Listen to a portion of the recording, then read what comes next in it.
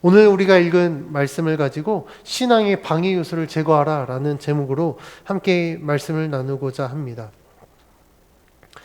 우리가 예수님을 믿고 신앙생활을 할 때 우리들이 신앙생활을 시작하기로 결단한 순간부터 우리들의 신앙이 아무런 문제 없이 정말 바르고 건강하게 성장하고 성숙하기를 사실 모든 사람들이 다 기대하고 꿈꿀 것입니다.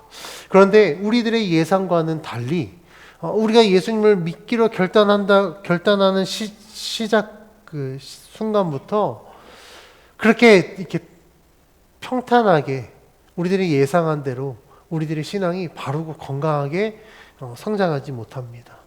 어떤 사람들은 성장하다가 멈추기도 하고, 어떤 사람은 성장하다가 이게 변질이 돼서 곁길로 빠지기도 하고, 어떤 사람은 예수님 믿기로 결단했는데 이게 믿으려고 하다 보니 세상의 것을 버리지 못하고, 아니면 내가 생각한 것과 이 실제 신앙생활이 달라서 그냥 예수님 믿기를 다시 번복하고 세상으로 돌아가기도 합니다. 그런데 우리가 예수님을 믿는다라는 것은 왜 예수님을 믿기로 결단을 합니까? 라고 질문을 던졌을 때 예수님이 우리들의 생명이 되시고 그 예수님으로 말미암아 하나님의 구원이 완성됨을 내가 믿기 때문에, 그 복음의 진리를 우리가 알기 때문에 예수님을 믿는 것이거든요. 그러면 우리들의 신앙에서, 우리들의 삶에서 중요한 것은 아는 것으로 끝나는 것이 아니라 그것을 우리가 정말 믿고 내 믿음대로 하나님이 어떻게 이루시고 역사하시는지 우리가 실제로 경험했을 때 우리들의 믿음의 진가가 나타나게 됩니다. 그래서 우리가 예수님을 정말 잘 믿고 싶고 정말 바르고 건강한 신앙생활을 하겠다고 결단하는데, 문제는 끊임없이 우리들의 삶 속에 우리들의 이 신앙을 방해하는 방해 요소들이 있다라는 거예요. 그래서 오늘 말씀을 통해서 함께 그것들을 살펴보고자 합니다.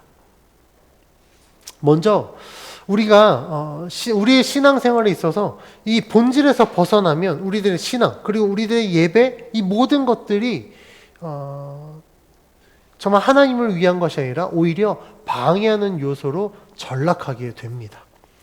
예수님이 유월절을 지키기 위해서 예루살렘에 올라가셨습니다. 그런데 예루살렘에 도착한 예수님이 성전에 들어가셨을 때 이 성전에 펼쳐진 광경을 보고 굉장히 진노하셨어요. 예수님이 성경에서 이 진노하시는 장면이 이렇게 나오지 않거든요. 근데 성전에 들어가서 봤더니 어떻습니까? 성전의 환경을 보니까 소 팔고 양 팔고 비둘기 팔고 한쪽에서는 환전하고 있고,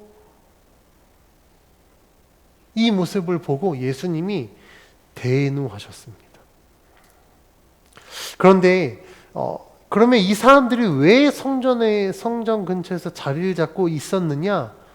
사실 이 소, 양, 비둘기를 파는 사람들은요, 하나님께 드리는 제사를 위하여서 제물을 준비하는 자들을 위해서 이 사람들이 이 제물을 이렇게 파는 자들이었거든요. 왜냐하면 하나님께 드리는 제물의 가장 핵심 요소, 가장 첫 번째 순위가 무엇이냐면 흠없는 것이어야 돼요.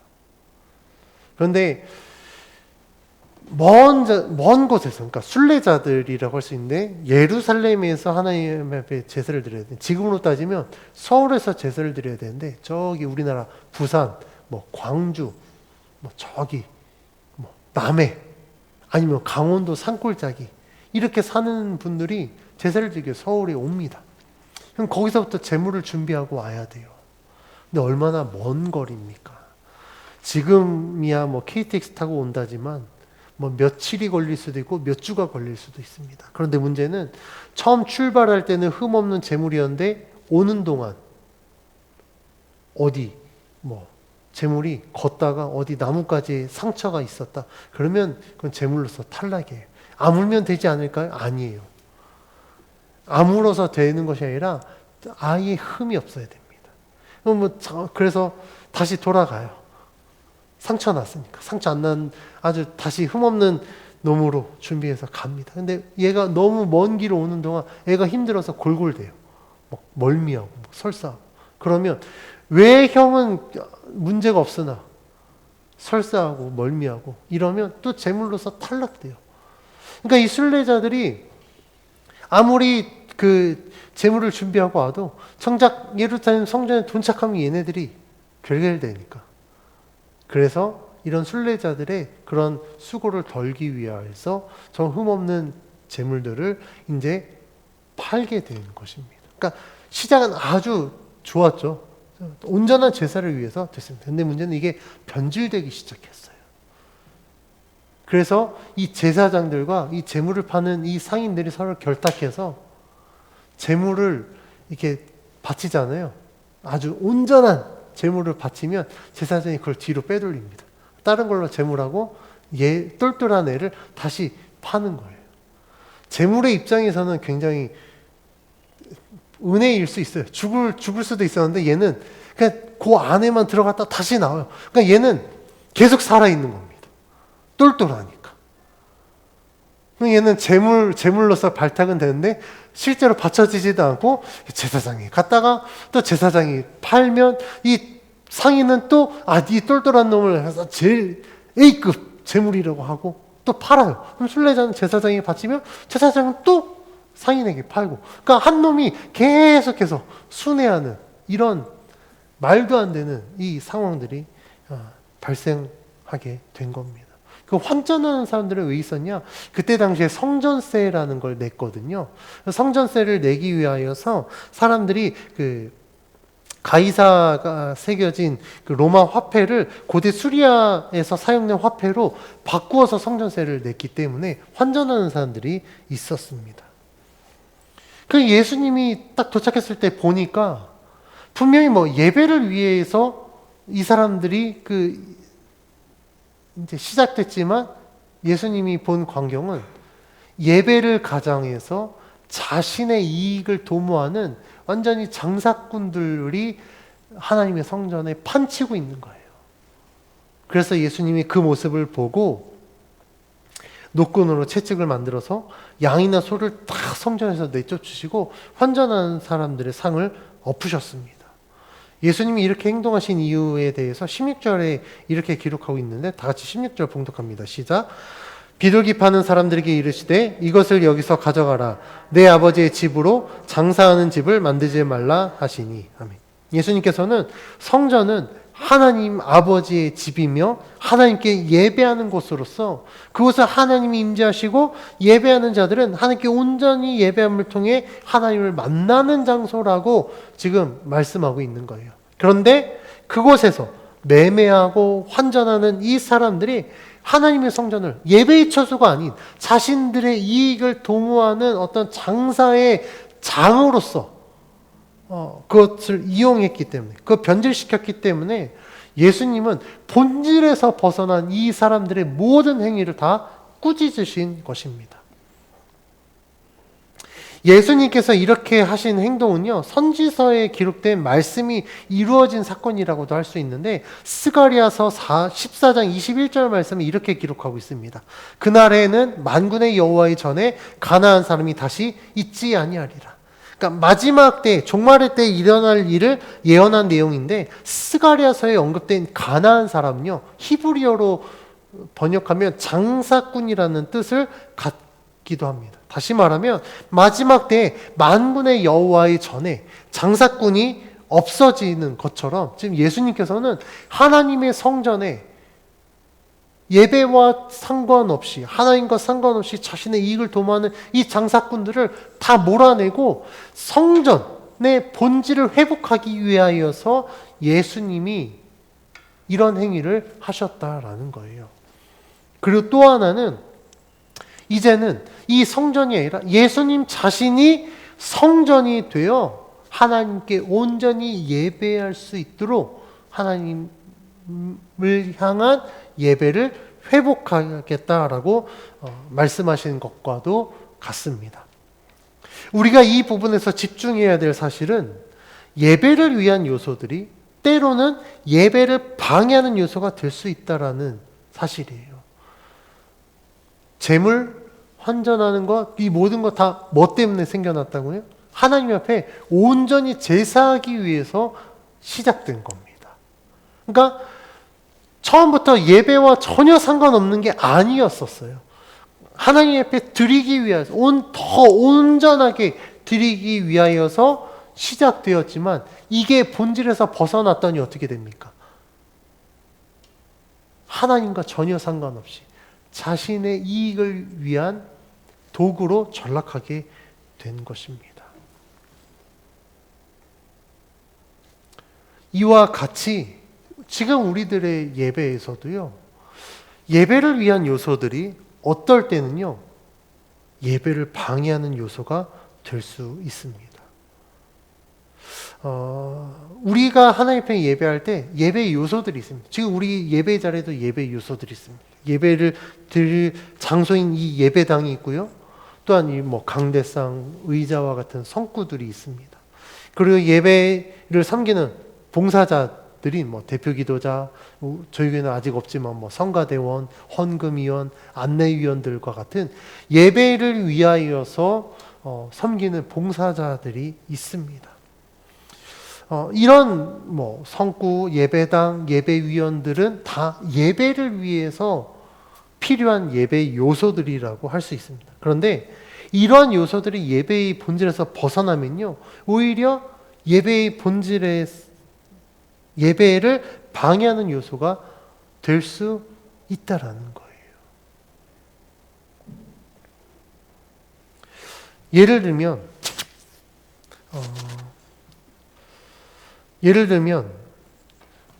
교회에서 성가대를 예를 들겠습니다. 성가대는 하나님께 예배드리기 위해서 찬양으로 영광 돌리는 분들입니다. 그런데 이 성가대원들이 정말 하나님을 찬양하는 게 아니라 어떤 내 음악적인 능력, 음악적인 재능을 보여주기 위하여서 성가대에 동참하고 있다면 그거는 예배를 돕고 예배를 위한 것이 아니라 이 장사꾼들처럼 내 실력을 뽐내고 나 자신을 자랑하는 그 장으로 예배를 이용하기 때문에 성가대 어떤 찬양팀 이런 사람들은요, 예배자라고 할 수 없다라는 거예요.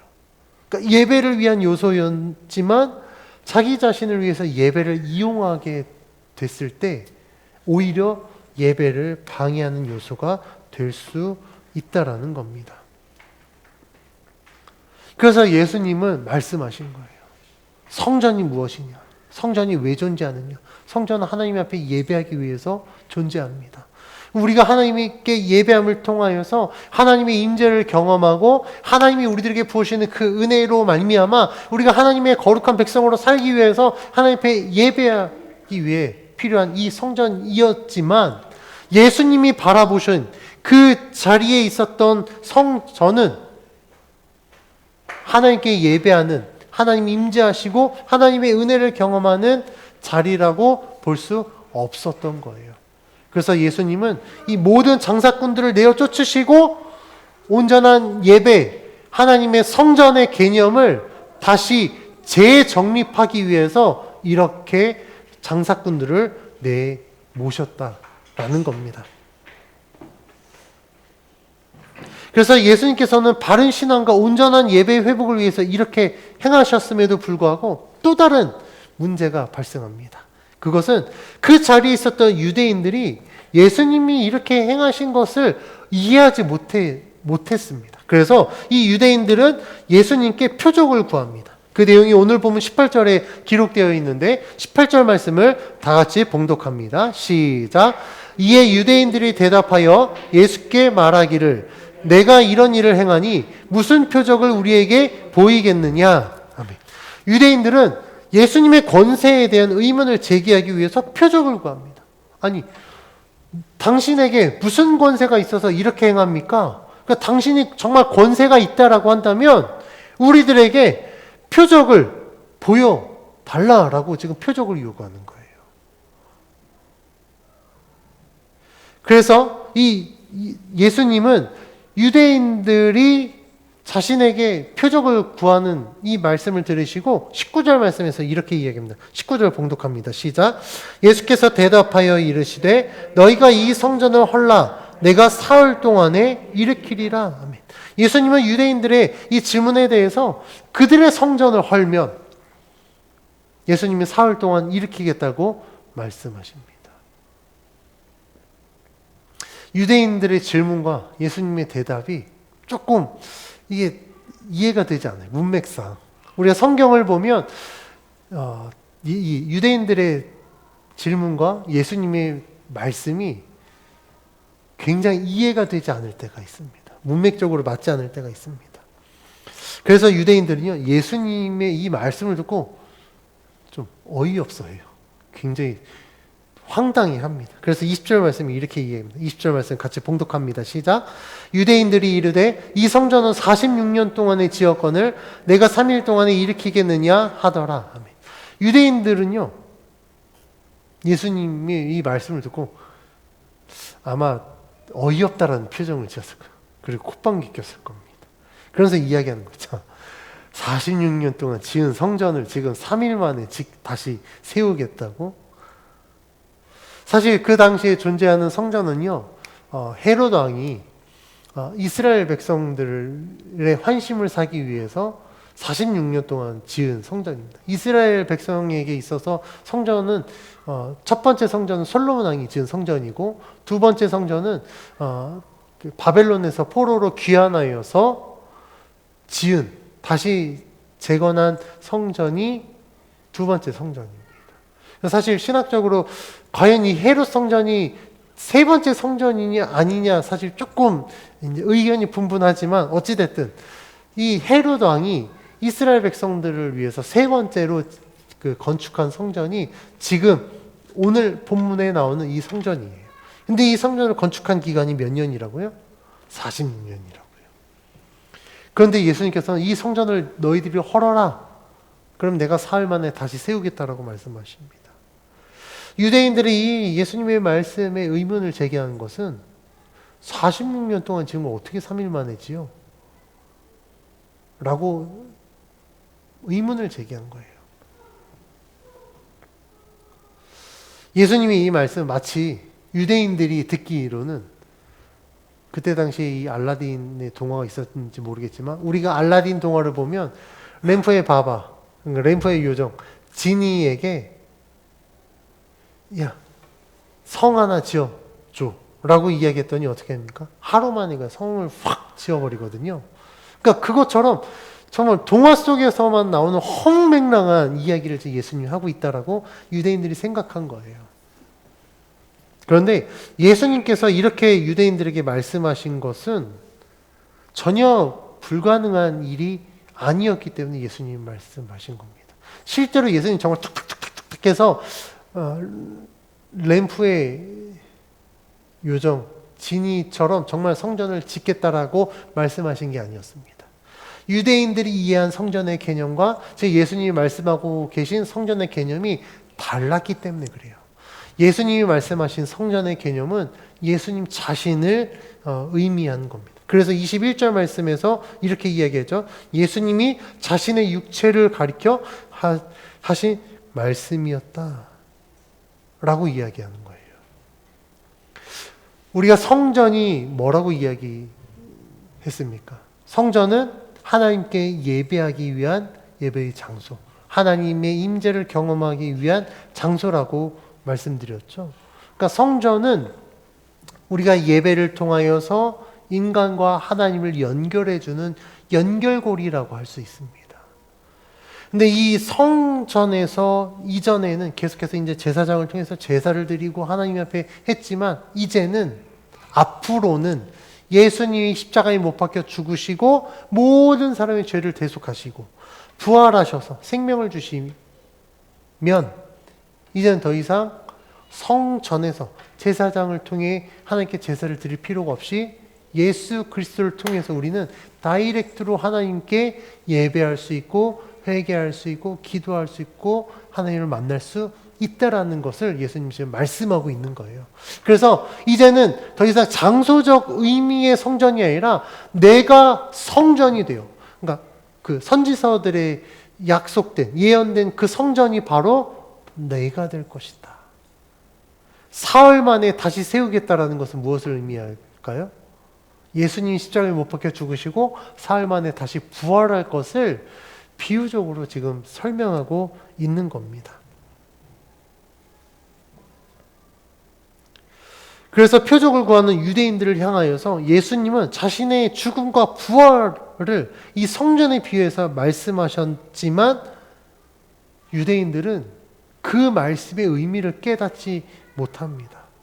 그런데 예수님이 하신 이 말씀을 깨달은 자들이 있습니다. 17절 말씀에 이렇게 기록합니다. 같이 읽습니다. 시작.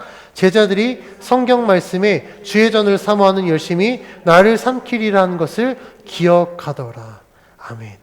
그리고 22절 말씀도 같이 봉독합니다. 시작. 죽은 자 가운데서 살아나신 후에야 제자들이 이 말씀하신 것을 기억하고 성경과 예수께서 하신 말씀을 믿었더라. 아멘. 예수님께서 이 말씀하신 것을 제자들이 후에 예수님이 십자가에 못 박혀 죽으시고 부활하신 그것을 경험하고 난 이후에 예수님이 그때 말씀하신 것이 이 사건이었구나. 예수님이 자신이 성전이 된다라는 것은 곧 예수님이 십자가에 못 박혀 죽으심으로 말미암아 모든 죄를 대속하시고 부활하셔서 예수님 자신이 곧 새로운 성전이 될 것이다라고 말씀하셨구나라는 것 사실을 제자들이 깨닫고 믿었다라는 겁니다. 17절 말씀에 제자들이 기억했던 성경 말씀은 시편 69편 9절을 인용한 것인데 여기에 말하는 주의 전을 사모하는 열심은 무엇을 의미하냐면 유대인들의 열심을 의미합니다. 유대인들의 이 열심 얼마나 대단했습니까? 주의 성전을 정말 하나님의 임재의 장소로 그들은 여겼어요. 그래서 이 성전이 허물어지는 것은 종말의 때에 하나님의 심판을 의미했습니다. 그래서 이스라엘 백성들은 성전이 파괴되면 자신들의 이 정체성이 다 사라지는 것으로 생각했던 거예요. 그래서 이스라엘 백성들에게 있어서 성전은 그들의 신앙에 굉장히 중요한 요소가 되었습니다. 그런데 문제는 그 주의 전을 사모하는 그 열심이 정말 하나님을 바르게 믿게 하는 것이 아니라 하나님과 상관없이 그냥 열심만 갖게 만들었다라는 거예요. 그래서 어떻게 되었습니까? 이 시편 69편 9절 말씀에 기록된 것처럼 주의 전을 사모하는 열심이 그들을 구원하기 위해서 하나님이 보내신 메시아를 어떻게 해요? 삼켜버린다라는 겁니다.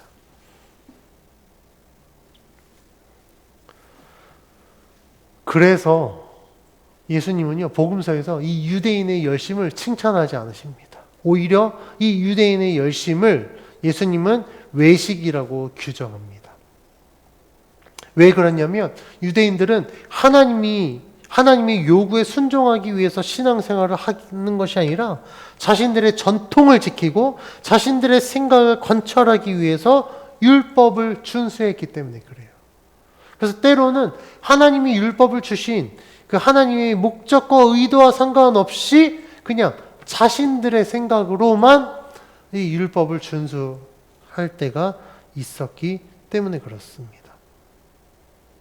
즉, 그들이 자신들의 신앙을 지키기 위해서 굉장히 열심히 율법을 준수했지만 사실 유대인들의 모습을 보면 신앙의 내용은 빠지고 그냥 형식만 남아 있었기 때문에 예수님은 유대인들의 열심을 향하여서 외식이라고 말씀하고 있는 겁니다. 이 유대인들의 모습과 같이 잘못된 신앙과는요, 구원의 길로 인도하는 것이 아니라 오히려 구원의 길에서 벗어나게 만듭니다. 그래서 우리들도 사실 굉장히 신앙이 열심히 있는데 열심만 남아있다라고 한다면 위험하다라는 거예요.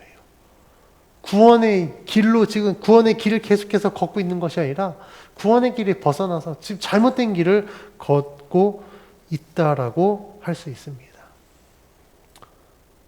그럼 잘못된 열심이 무엇이 있을까? 대표적인 예를 제가 들어보면 주일 성수를 예를 들어보겠습니다. 자, 주일 성수의 뜻 아시죠? 주일 성수는 하나님의 날을 거룩하게 지킨다라는 사자성어입니다. 주인 주자 쓰고 일은 날일자 쓰고 성은 거룩할 성, 그리고 수는 지킬 수를 의미합니다.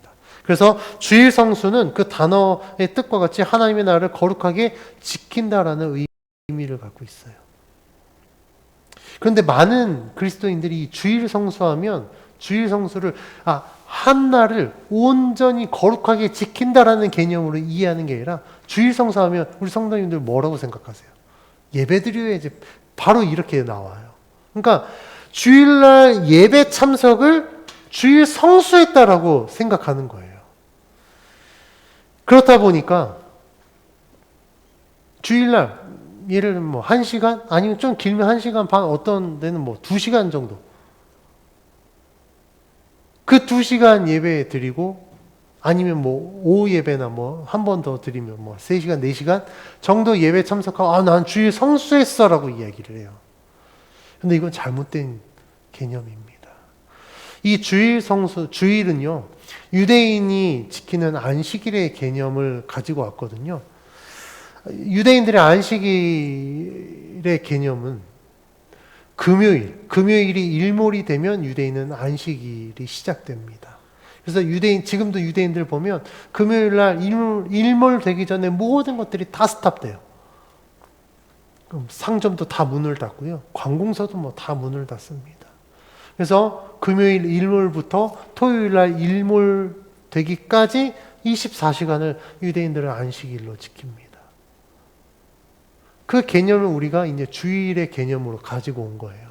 그러면 주일 성수라고 한다면 이 안식일의 개념으로 따졌을 때 우리들에게 있어서 주일은 토요일 일몰부터 주일 일몰 전까지라고 생각할 수 있어요. 그러니까 어떤 분들은 주일이 시작되는 12시 자정 땡부터 이제 주일 저녁 11시 59초까지 주일을 생각할 수도 있지만, 안식일의 개념으로 따진다고 한다면 토요일 일몰부터 주일 일몰 때까지 우리가 안식일이라고 생각할 수 있어요. 어찌됐든 중요한 건 24시간의 개념을 우리가 주일이라고 생각했을 때 24시간을 온전히 지키는 게 주일 성수라는 거예요. 그래서 한국교회에서 주일을 더 온전히 지키자라고 해서 한국교회에 생겨났던 게 주일 저녁 예배였습니다. 오전에 예배 드리고 저녁에 예배 드리고, 그래서 하루를 그냥 온전히 하나님 앞에 좀 드리자. 딴짓하지 말고. 물론 오후 시간에 딴짓하기도 했지만 그랬습니다. 그래서 이제 이 저녁 예배가 주일 성수의 개념 때문에 생겨난 예배 문화였습니다. 그런데 많은 그리스도인들이 이 주일 성수를 그냥 예배 참석으로 생각하다 보니 예배 시간 끝나면 그냥 내 마음대로 이제 시간을 보내는 거예요. 그래서 어떤 사람들은요, 주일 성수 해야 되니까 죄책감이 있다 보니 예배를 안 드리고 뭘 하는 거를 생각을 못 해요. 그러니까 뭘 계획을 하면 예배 끝나고 뭐 해야지. 그렇게 계획을 해요. 그래서 어떤 분들은 예배 끝나고 뭐 할 생각에 예배에 집중을 못 합니다. 예배 끝나고 해야 되는데. 목사님 설교 좀 길어지면, 분명히 우리 예배는 길어도 12시 반에는 끝나야 되는데 지금 설교가 안 끝났는데 지금 12시 반이 막 돼가. 그럼 막 마음이 조급해지기 시작해요. 이거 끝나고 뭐 해야 되는데. 그래서 어떤 분들은요, 축도도 안 끝나고 예배 설교 끝나면 기도할 때 막 갑니다. 그 다음 일정이 있으니까. 그래놓고 이야기하기를 나는 주일 성수했어라고 이야기해요. 잘못된 겁니다. 예배 참석이 주일 성수가 아니라는 거예요. 그런데 본질에서 벗어나서 그 어떤 열심만 갖고 있으면 이렇게 생각한다라는 겁니다. 그래 놓고 말하기를 나는 건강하게 신앙생활을 하고 있어라고 이야기해요. 뭐 주일 성수뿐만 아닙니다. 뭐 헌금도 그렇고요. 기도도 그렇고. 우리가 그 열심만 가지고 이 본질에서 벗어난 것들을 행하면서 나는 굉장히 바른 신앙생활하고 있어라고 생각할 때가 있다라는 겁니다. 그런데요, 열심히 우리들의 신앙을 바르고 건강하는 게 아니라 제대로 된 신앙이 바르고 건강한 신앙생활과 예배 생활을 하게 만든다라는 사실을 기억해야 됩니다. 그렇다면 내 신앙생활과 예배 생활이 그러면 정말 바르고 건강한지 점검해야 되겠죠. 내가 잘못 알고 있었다라고 하는 것들을 우리는 점검해야 될 겁니다. 그래서 내 신앙생활과 예배 생활이 바른지 바르지 않은지 점검하기 위해서 가장 첫 번째 해야 될 것은 나는 왜 신앙생활하고 있고 나는 왜 예배를 드리는가? 우리들의 신앙생활과 예배생활의 목적을 먼저 찾아야 됩니다. 우리 성도님들이 예수님 왜 믿으십니까? 예배 왜 드리시죠? 아마 대부분의 성도들은 왜 예배 드립니까? 그러면 예배를 통해서 좀 내가 위로받기를 원해서, 좀 내 상한 마음이 치유받기 위해서, 좀 이 내 답답함이 좀 해결되기 위해서 예배를 드립니다라고 이야기해요. 틀린 거 아닙니다. 근데 정답도 아니에요. 왜 예수님 믿습니까? 구원받고 천국 가려고요. 틀린 거 아닙니다. 그런데 정답도 아니에요. 왜냐하면 우리가 이야기하는 것은 우리들의 신앙생활과 예배생활의 목적이 아니라 우리들이 그렇게 신앙생활하고 예배 드렸을 때 우리들에게 주어지는 결과물인 것이지 그게 목적은 아닌 겁니다. 즉 예수님 믿으면 구원받는 것이 하나님의 약속이에요. 너희가 주 예수를 믿으라. 그리하면 너와 내 집이 구원을 받으리라. 이게 말씀에서도 약속됐기 때문에 예수님 믿으면 천국 가는 게 맞습니다. 그런데요, 천국 가기 위해서 예수님 믿는 건 아니라는 거예요. 제가 설교 때 누누이 강조하죠. 하나님이 나 한 사람 천국 보내자고 예수님 십자가에 못 박혀 죽으신 게 아니라는 겁니다. 그러면 예수님의 생명의 가치가 너무 좁아져요.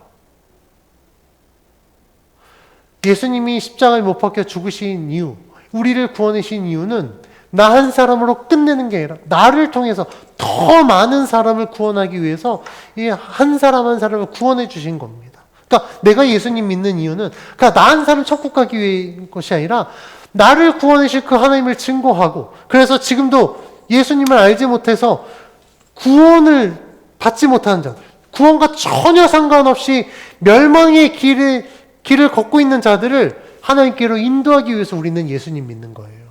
그래서 예수님을 믿으면 우리는 복음을 증거해야 됩니다. 이거는 선택이 아니라 필수인 겁니다. 그런데 성도들이 천국 가기 위해서 예수님 믿으니까 예수님 믿는다고 하면서도 복음 안 전해요. 예수님을 증거하지 않습니다. 그래 놓고 한다는 말이 나는 전도에 달란트가 없어요. 나는 말을 잘 못해요. 아니요. 예수님은요, 말 언변으로 증거하는 게 아닙니다. 예배를 왜 드립니까? 위로받으려고요. 아니요.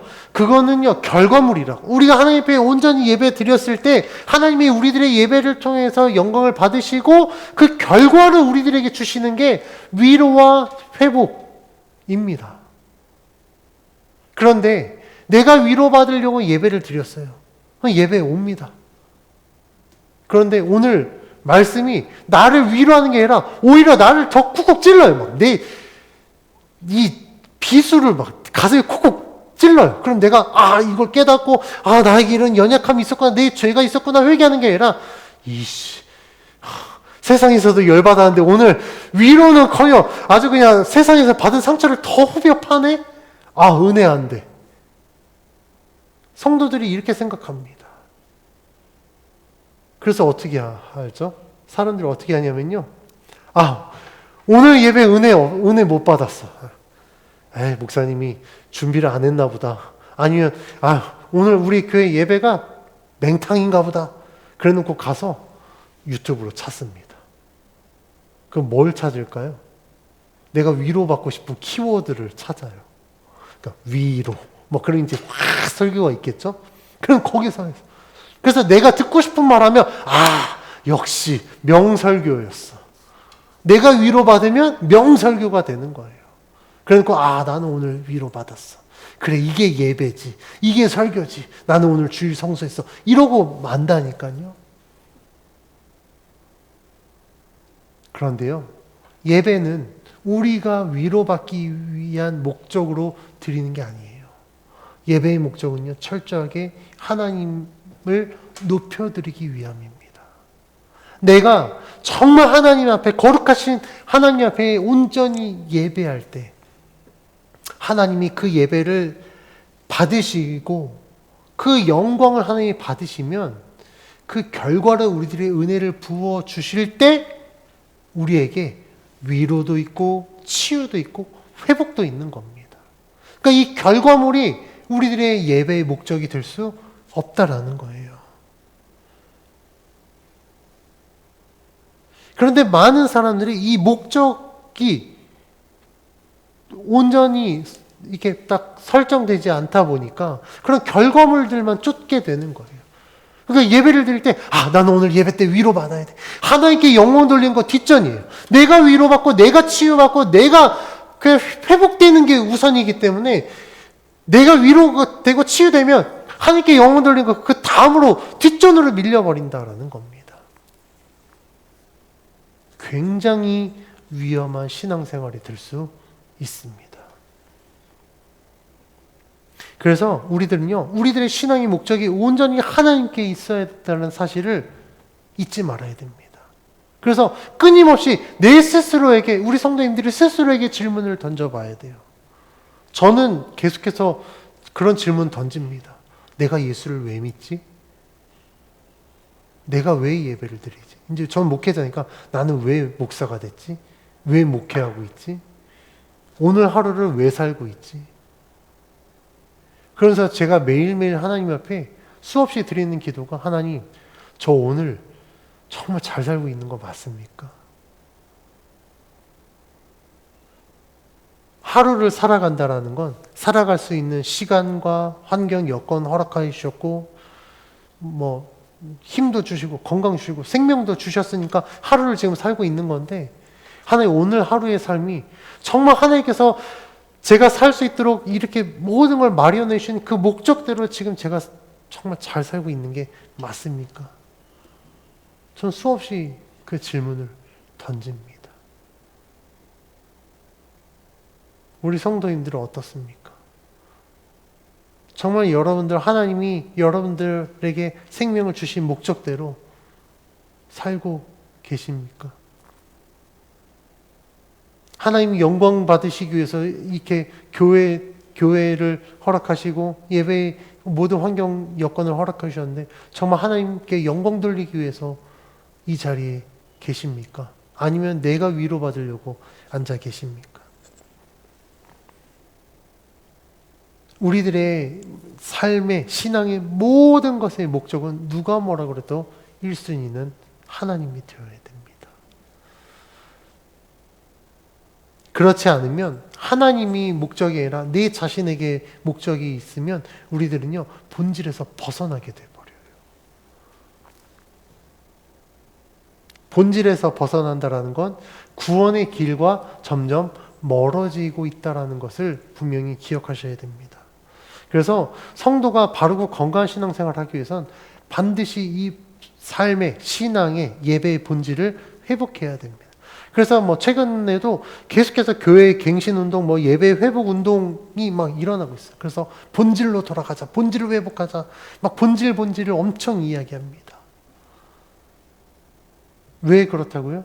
그만큼 우리들이 본질에서 많이 벗어나 있기 때문에 그렇습니다. 그 예로 우리가 코로나 팬데믹을 겪으면서 예배의 본질에서 벗어나 있다 보니 많은 사람들의 예배 생활이 완전히 무너져 버렸어요. 그래서 많은 성도들이 교회를 떠나게 됐습니다. 굉장히 안타까운 일이죠. 근데 반대의 경우도 있습니다. 오히려 정말 예배의 본질을 회복한 성도들도 있어요. 그러니까 매주 그냥 너무 당연하게 예배를 드렸는데 이 사회적 거리두기가 강화되면서 우리가 현장 예배가 제한이 있었잖아요. 그러니까 당연히 드렸던 예배가 딱 막혀버리니까 이게 당연한 게 아니었는데 현장에서 예배 드리는 게 얼마나 큰 하나님의 은혜였는지 새삼 깨닫게 되면서 이 비대면 예배 기간 동안 현장 예배 드릴 그 시간을, 그 날을 기대하면서 자신의 예배 생활을 다시 재점검했다는 거예요. 그래서 우리 찬양의 가사의 고백과 같이 내게 너무나도 당연했던 것이 당연한 게 아니라 모든 것이 하나님의 은혜였습니다라고 고백하면서 내가 드리는 예배 당연한 게 아니기 때문에 매번 드리는 예배를 굉장히 소중히 여기고 더 하나님 앞에 영광 돌리는 그런 기회로 삼는 성도들도 있었습니다. 그래서 이 위기가 기회가 돼서 말 그대로 신앙생활의 전화위복을 경험하게 되는 경우도 있습니다. 그런 성도들은요, 신앙의 본질, 예배의 본질에 대해서 고민했기 때문에, 그리고 사모함이 있었기 때문에 이런 어려움 속에서 오히려 더 본질을 깨닫고 본질에 집중해서 바르고 건강한 신앙으로 성장하게 된 것입니다. 그래서 우리가 바르고 건강한 신앙생활을 위해서 여러 가지가 필요합니다. 좋은 교회도 필요하고 좋은 목회자도 만나야 되겠죠. 그리고 또 좋은 성도들도 만나야 돼요. 그런데 그것보다도 더 중요한 것은 앞에서 이야기한 것처럼 내가 정말 바르고 건강한 신앙생활을 위해서 내 신앙생활, 내 예배생활, 이 모든 것들의 본질을 내가 놓치지 않고 있는지 분명히 점검해야 됩니다. 그렇지 않으면 본질은 놓쳐버렸는데 그냥 다른 껍데기들만 붙들고 있으면서 나는 정말 내 신앙을 위해서 굉장히 난 열심히 지금 신앙생활하고 있어. 내 하나님 위해서 정말 열심히 살고 있어 라고 착각하고 있다라는 거예요. 그래서 우리가 본질을 놓치지 않기 위해선 우리들의 이 신앙생활에 이 방해 요소들을 없애야 됩니다. 여러 가지가 있겠죠. 오늘 본문 중심으로 몇 가지만 요약하면 다음과 같습니다. 먼저 첫 번째는요, 영적인 교만을 없애야 됩니다. 영적으로 교만한 자는요, 절대 신앙의 본질을 붙들고 신앙생활을 할 수 없습니다. 그 대표적인 예가 유대인들이었어요. 유대인들은 그 영적인 교만함 때문에 예수 그리스도, 하나님이 보내신 그리스도가 지금 눈앞에서 말씀하고 있음에도 불구하고 주님의 말씀을 전혀 깨닫지 못합니다. 그리고 그 말씀 오히려 반박해요. 왜 그럴까요? 자신들이 갖고 있는 이 신념을 버리지 못했기 때문에 그래요. 율법에 이렇게 기록하고 있는데, 율법에 병자들 함께하지 말라고 그랬는데 저 부정한 자들과 함께하는 예수? 율법 어겼어라고 이야기해요. 안식일에 병든 자를 고치시는 예수님을 바라보면서 정말 생명을 살리시는 그리스도이시구나 라고 믿는 것이 아니라 안식일에 감히 병자를 고쳐? 예수는 메시아가 아니라 안식일을 범한, 율법을 범한 범법자로 여긴다라는 거예요. 왜 그렇습니까? 그들 안에 있는 이 영적인 교만함 때문에 그렇습니다. 우리들도 똑같아요. 우리들 속에 영적인 교만함이 있으면 어떻게 될까요? 하나님의 은혜를 은혜로 받는 게 아니라 내가 하나님이 됩니다. 그래서 말씀을 들으면 그 말씀 가운데 나에게 주신 메시지가 뭔지를 알아야 되는데 말씀을 평가해요.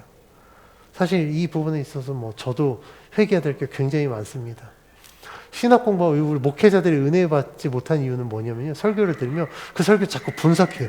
신학적으로 어떻게 되는지. 아, 저 신학은 내가 하는 신학과 다른데? 뭐 그럴 때가 꽤 많이 있습니다. 그래서 사실 목회자들도 이런 부분에 있어서는 굉장히 회개해야 되지만 중요한 건 우리들 안에 이런 영적인 교만함이 있으면 절대 바른 신앙을 가질 수 없다라는 것 기억해서 내 자신에게 있는 영적인 교만함을 없애야 됩니다. 두 번째는요, 본질에 집중해야 됩니다.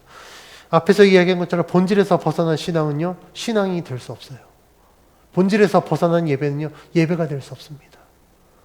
본질에서 벗어난 성전은 성전이 될 수 없어요. 그래서 이 성전에 대한 개념이 신학적으로 굉장히 논쟁이 있었어요. 그래서 우리가 이제 성전하면 가장 먼저 떠오르는 게 이제 예배당, 이 건물을 떠오르거든요. 유대인들처럼. 근데 사실 성전은 이게 아니에요. 그래서 건강한 성전의 신학적 정립을 위해서 우리가 구분을 하자라는 그런 어떤 신학적인 시도들이 있었어요. 그래서 우리가 예배를 드리는 이곳은 예배당인 거예요. 예배당. 그리고 성전은 하나님 앞에 예배하는 우리 각자 한 사람 한 사람이 성전이 되는 것이다. 근데 이게 잘못되면요, 이 예배당을 유대인들처럼 정말 거룩하게 해서 막 예배당 어디 뭐 벽돌 하나 뭐 하면 성전이 무너진다고 막 그렇게 돼버리기 때문에 그렇습니다. 그래서 우리는 본질에서 벗어나지 않아야 됩니다. 본질에서 벗어난 자는요, 정말 이 신앙의 열심만 가지고 있어요. 이러한 자들은 사도 바울이 디모데에게 이야기한 것처럼 경건의 모양은 있으나 경건의 능력은 부인하는 자가 돼요. 우리들 모양은 갖췄는데 열심히 예배도 드리고 뭐 기도도 하고 하는데 본질에서 벗어나니까 하나님은 쏙 빠지고 이 형식만 갖고 있어요. 그래놓고 우리는 예배 드렸어. 오늘 예배 하나님 받으셨을 거야. 나는 정말 바른 신앙생활 하고 있어. 나는 내가 지금 신앙생활 몇 년인데 뭐 저를 따지면 나 못된 신앙인데 누가 감히 내 신앙을 평가해. 내가 목회자인데 이렇게 이야기한다는 거예요. 근데요, 신앙의 본질을 벗어나면요, 아무리 수십 년 동안 신앙생활 했어도 목사 할아버지가 되더라도요, 그것은 건강하고 바른 신앙이 될 수 없습니다. 근데 단 하루를 믿어도 정말 본질에 집중한 신앙은요, 수십 년 동안 껍데기 신앙생활하는 사람보다 훨씬 더 건강하고 바른 신앙이 될 수 있다라는 거예요. 그래서 우리 성도님들 믿음의 본질 반드시 붙드셔야 됩니다. 그리고 이 믿음의 본질을 우리가 놓치지 않기 위해서 가장 중요한 것은 우리들의 신앙의 핵심인 예수 그리스도를 붙잡아야 됩니다. 너무나도 당연한 이야기죠. 근데 제가 왜 하겠습니까? 중요하기 때문에 그래요. 너무나 당연하고 중요한데 이것들을 많은 사람들이 놓치고 있기 때문에 그렇습니다. 예수 그리스도 없이 신앙생활하는 사람 굉장히 많아요. 그래서 제가 늘 강조하는 게 있습니다. 정말 이 교회 공동체가 바르고 건강한지 아닌지 판단할 수 있는 건요, 그 교회 안에 예수가 있냐 없냐를 판단하면 돼요. 목사님의 설교 가운데 예수 그리스도의 복음이 선포되는가? 막 설교해요. 성경 가지고 이야기합니다. 근데 예수 그리스도는 이야기 안 해요. 그러다 보면 복을 이야기합니다. 그러다 보니까 기복주의 신앙이 되는 거예요. 여러 가지 뭐 이야기하는데 굉장히 윤리적인 설교를 해요. 그런데 예수 그리스도는 없어요. 뭐 요즘 시대에 안타까운 건 뭐 어떤 교회는 뭐 오른쪽이 됐든 왼쪽이 됐든 굉장히 설교라고 하는데 설교는 없이 정치적인 거 이야기해요. 성경 가지고. 그러니까 여러 가지 뭐 그런 것들, 뭐 필요한 것들, 요소들을 이야기하는데 예수 그리스도가 없다. 그럼 그건 설교가 될 수 없습니다.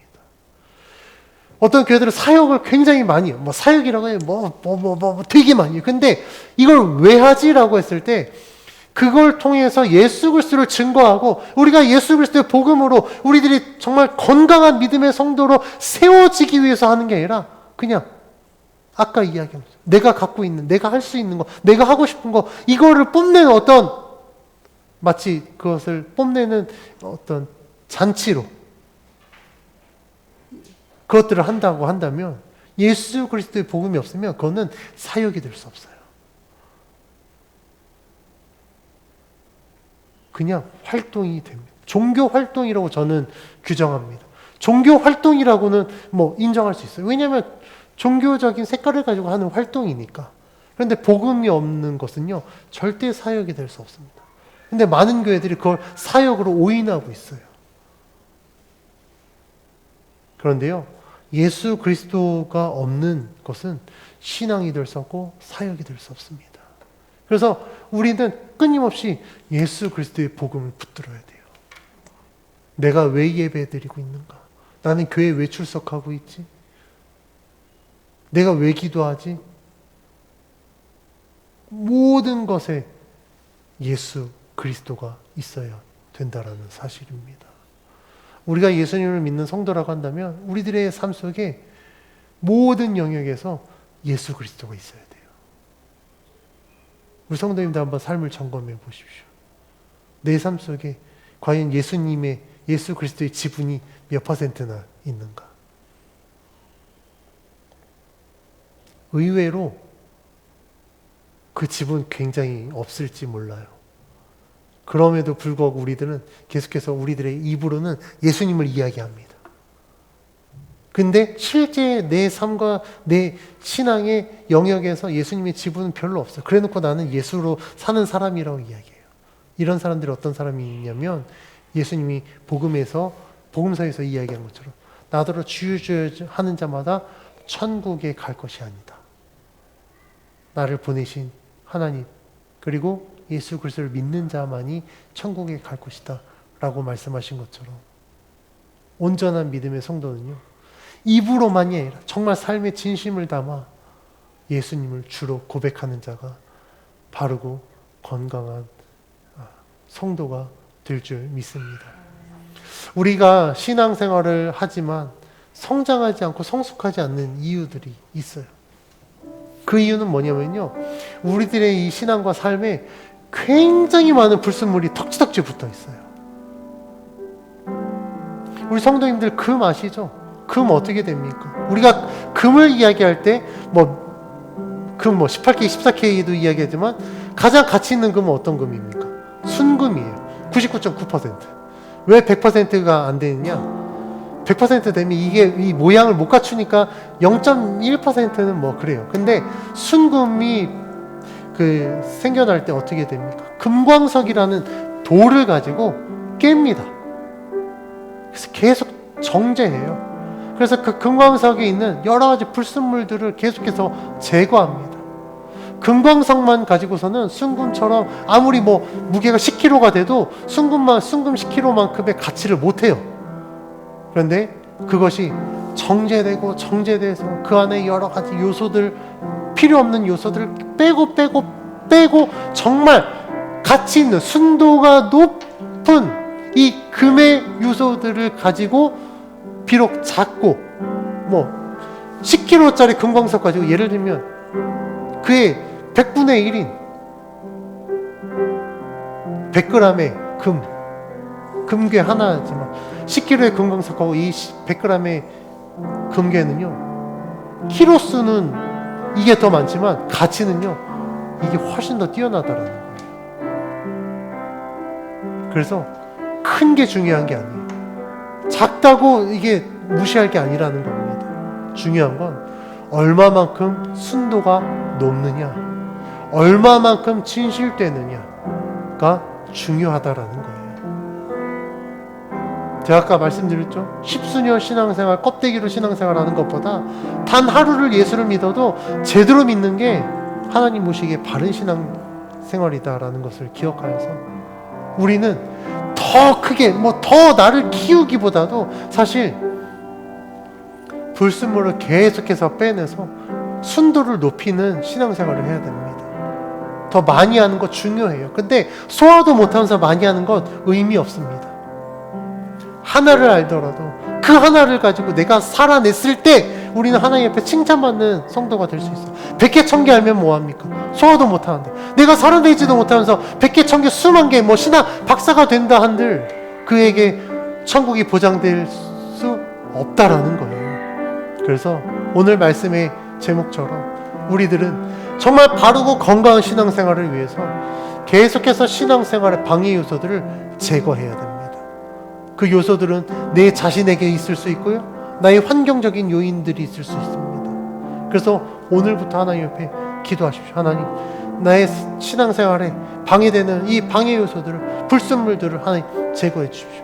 내가 이거는 정말 바른 건 줄 알았는데 이 목적이 잘못됐다고 한다면 하나님 이것들을 제하여 주시고, 내가 정말 하나님을 위한 믿음을 가질 수 있도록, 내 삶 속에 정말 예수 그리스도로 말미암아 살아가는 삶이 될 수 있도록 하나님 저를 붙들어 주십시오. 지혜를 주시고 믿음을 주셔서 정말 내가 단 하루를 믿더라도 정말 하나님이 원하시는 바르고 건강한 신앙으로 예수 그리스도를 믿는 우리 모두가 될 수 있도록 주님 앞에 기도하며 승리하는 우리 모두가 되어지길 간절히 축원합니다.